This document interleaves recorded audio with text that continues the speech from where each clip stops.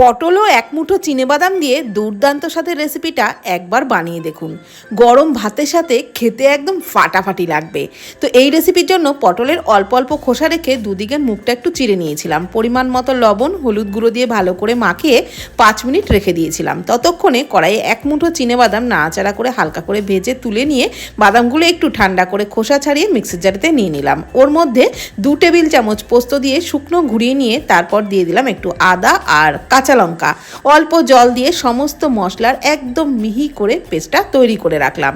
কড়াইয়ে সর্ষের তেলের মধ্যে লবণ হলুদ মাখানো পটলগুলো দিয়ে হালকা লালচে করে ভেজে নিলাম। তারপর লালচে কালার চলে আসলেই পটলগুলোকে তুলে নিলাম। পটল তুলে নিয়ে ওই তেলের মধ্যেই দিয়ে দিলাম একটু কালো জিরে আর শুকনো লঙ্কা ফোড়নে। তারপর মশলার পেস্টটা দিয়ে নাড়াচাড়া করে একটু ভেজে নিয়ে দিয়ে দিলাম কাশ্মীরি লঙ্কার গুঁড়ো, হলুদ গুঁড়ো, পরিমাণ মতো লবণ, একটু চিনি। এই সমস্ত মশলা দিয়েই খুব ভালো করে কিন্তু মশলাটাকে কষিয়ে নিলাম। মশলার থেকে একেবারে তেল ছেড়ে দিলে দিয়ে দিলাম ভেজে রাখা পটলগুলো।